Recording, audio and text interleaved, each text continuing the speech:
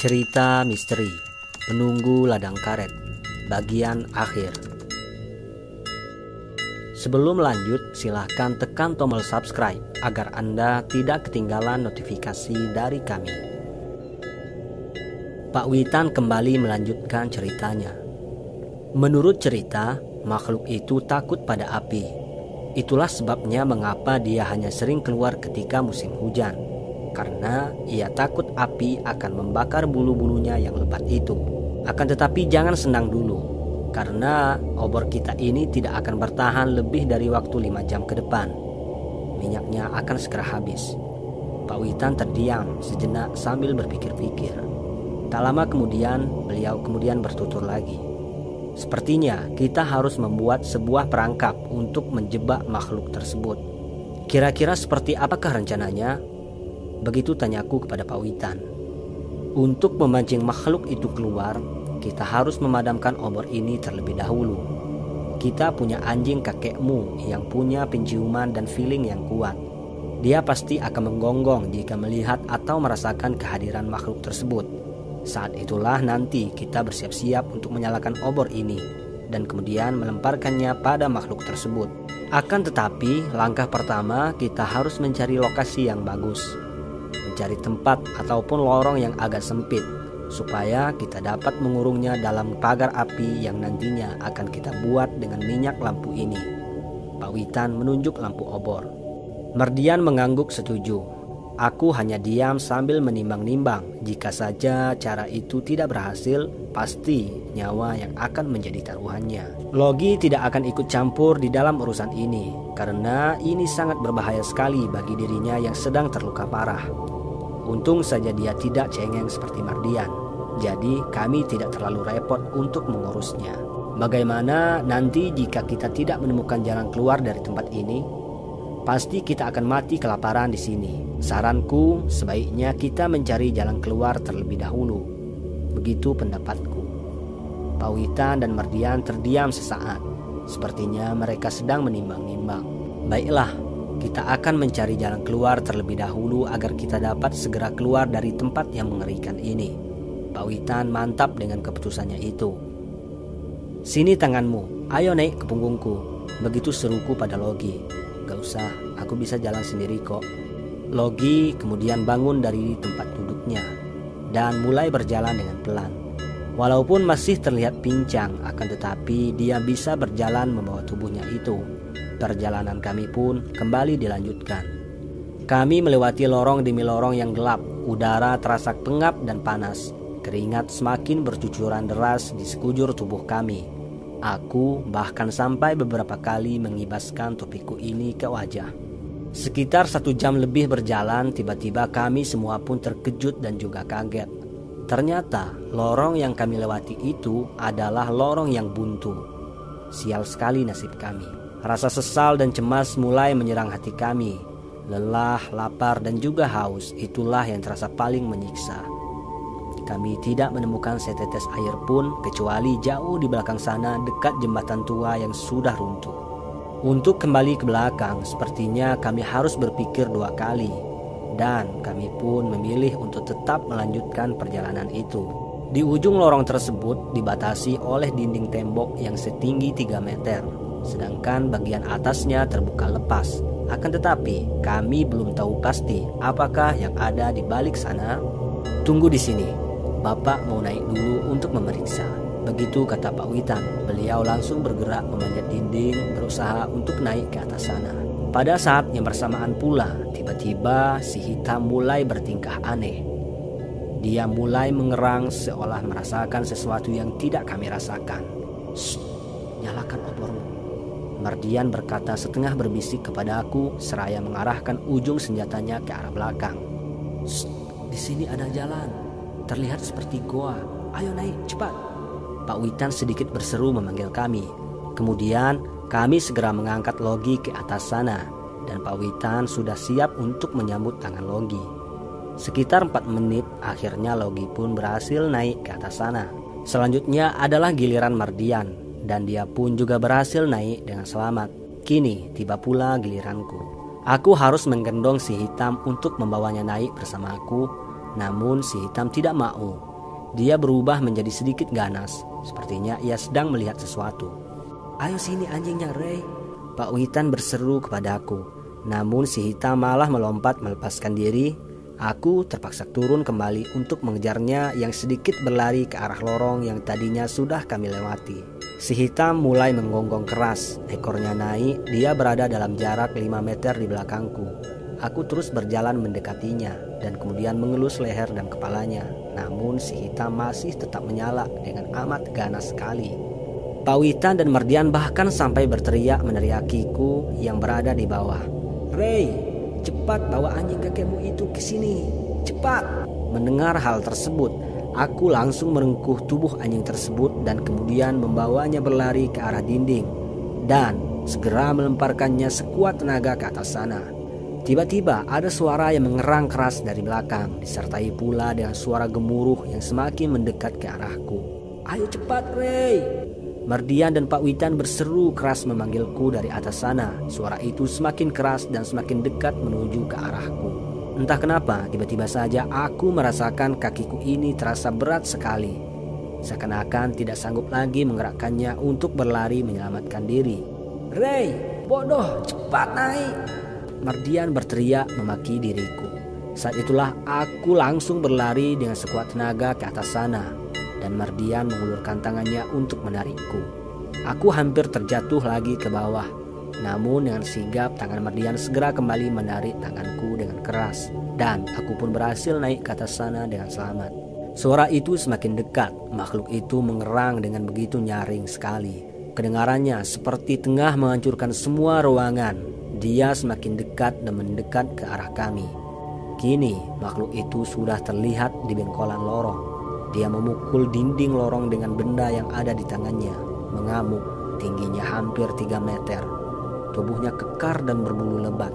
Dia punya satu tanduk di kepala, kukunya panjang sekali. Yang paling membuatku merinding adalah wajahnya. Bola matanya memerah menyala, 2 taring keluar dari mulutnya, runcing sekali.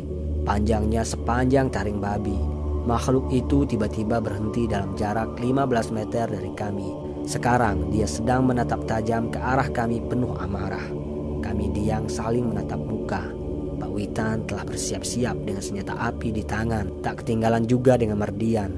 Anjing kakekku malah memberontak ingin segera melompat untuk menyerang makhluk itu. Namun beruntung aku segera bergerak untuk menghalanginya. Sekarang dia hanya bisa menggonggong keras ke arah makhluk tersebut. Aneh sekali. Entah apa yang sedang ia lakukan di situ. Dia hanya berdiri menatap mata kami. "Jangan lihat matanya!" Mendadak Pak Witan berseru dari sebelah. Aku segera teringat dan kemudian memalingkan muka. Tidak beberapa lama kemudian, tiba-tiba makhluk itu kembali mengamuk. Ia mengerang dengan keras. Suaranya terdengar memadati ruangan, hingga membuat anjing kakekku yang tadinya berisik itu kini menjadi bungkam seketika. Saat itulah kondisiku mulai tidak menentu. Sekujur tubuhku bergetar. Sendi-sendiku ini seakan terasa lumpuh dan tidak lagi berfungsi.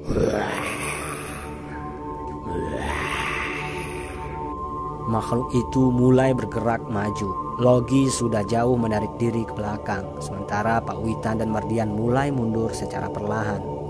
Begitupun denganku. Tiba-tiba makhluk itu berlari ke arah kami sembari memekik dengan suaranya yang bak halilintar.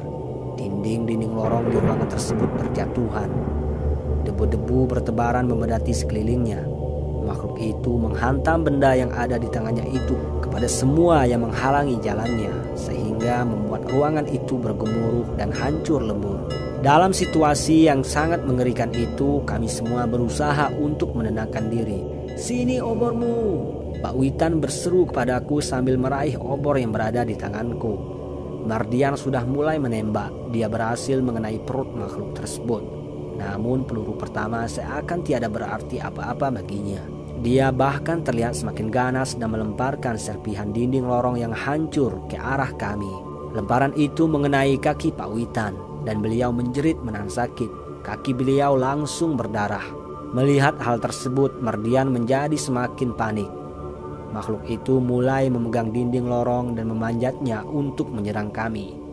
Melihat hal tersebut, Mardian langsung melepaskan tembakan demi tembakan ke tubuh makhluk itu.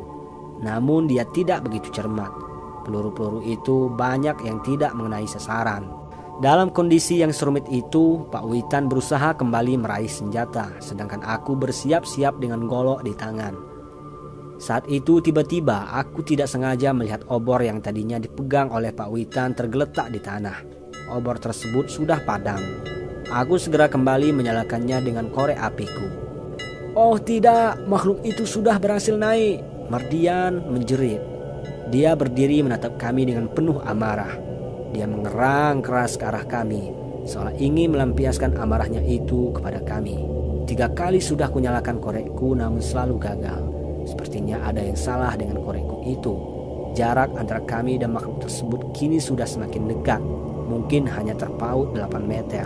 Setelah susah payah untuk menyalakan korekku tersebut, entah bagaimana caranya, tiba-tiba korek apiku itu pun berhasil menyala. Sementara anjing kakekku mulai mendapatkan nyalinya kembali. Dia segera berlari untuk menyerang makhluk tersebut dan menggigit perutnya. Namun makhluk itu terlalu kuat untuk dilawan. Dia segera memegang tubuh anjing kakekku itu yang terlihat seperti orang besar yang sedang memegang kucing. Lalu kemudian mulai mencekik lehernya dengan kukunya yang panjang.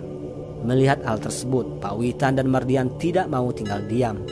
Mereka segera mengarahkan bidikan mereka ke tangan makhluk tersebut dan hasilnya mereka berhasil menahan cekikan makhluk itu kepada anjing kakekku. Aku segera berlari mendekat membawa obor yang sedang menyala. Lalu kemudian membakar pahanya dengan obor tersebut. Saat itulah dia baru melepaskan cengkeraman tangannya itu dari tubuh anjing kakekku. Si hitam sudah terlepas, namun dia tidak bisa berdiri dengan baik. Dia terkapar di tanah. Logi tiba-tiba berdiri membawa batu besar dan kemudian menghantam kepala makhluk tersebut. Aku sempat bingung, padahal pada waktu itu Logi sedang terluka parah. Namun entah bagaimana caranya dia bisa melakukannya. Makhluk itu pun mengerang kesakitan. Api mulai menjalar di sekujur tubuhnya. Tiba-tiba saja dia melompat ke bawah lorong dan kemudian berlari untuk menyelamatkan diri. Saking paniknya makhluk tersebut, bahkan dia sampai beberapa kali menabrak dinding-dinding yang ada di lorong itu, sehingga membuat dinding-dinding lorong yang sudah rapuh dan retak itu berjatuhan ke lantai. Suaranya seperti bunyi bangunan yang runtuh. Makhluk itu berlari jauh ke dalam lorong entah kemana. Suaranya terdengar semakin jauh. Suara makhluk tersebut semakin mengecil dan kemudian akhirnya menghilang entah kemana. Aku segera mendekati si hitam. Dia benar-benar sudah tidak berdaya lagi untuk berdiri. Kakinya patah, tulangnya bahkan terlihat sudah keluar. Perutnya sobek, lehernya hanya tergores luka-luka kecil. Akan tetapi dia masih bisa bernafas. Dia tidak mampu bersuara sedikit pun. Aku segera mendekati Pak Witan. Kaki beliau berdarah di bagian betis, bengkak. Beliau bahkan sampai menjerit, menarik nafas karena menahan sakit atas luka yang ada di kakinya itu. Kami segera berjalan untuk meninggalkan tempat tersebut. Mardian membantu Pak Witan sementara aku menggendong anjing kakekku yang terluka parah. Untung saja makhluk itu belum sempat mencekik leher si hitam. Jika sedikit saja dia mencekiknya, pasti anjing kakekku itu akan tewas. Kami terus berjalan menelusuri lorong yang berbentuk gua tersebut. Kulihat jam sudah menunjukkan pukul 4 sore. Stamina kami sudah hampir habis. Lelah, haus, dan juga lapar terasa semakin menyiksa. Tubuh kami mulai melemah. Kami terus berjalan dan berjalan sampailah kira-kira pukul 9 malam. Akhirnya kami berhasil menemukan jalan keluar dari ruangan tersebut. Ternyata lorong itu tembus ke mulut goa yang terletak di ujung selatan kebun karet. Goa itu terletak di samping air terjun yang cukup tinggi. Dari situlah kami memaksakan diri untuk kembali berjalan ke arah utara. Sekitar pukul 11 malam, barulah akhirnya kami berhasil sampai di dekat tenda kami. Setibanya di sana, ternyata puluhan warga sudah berkumpul untuk mencari kami. Kemudian mereka membawa kami semua pulang ke rumah. Sekitar 1 bulan kemudian, akhirnya si hitam sudah mulai bisa berdiri dan juga berjalan. Begitupun dengan Pak Witan dan Logi. Syukurlah, kondisi mereka semua sudah mulai membaik. Sampai sekarang, cerita rakyat Kerinci tentang makhluk besar yang punya kaki terbalik itu masih hangat diceritakan. Nama makhluk itu adalah Tiha, si makhluk besar yang punya tanduk dan kaki yang terbalik. Sekian dulu ceritaku.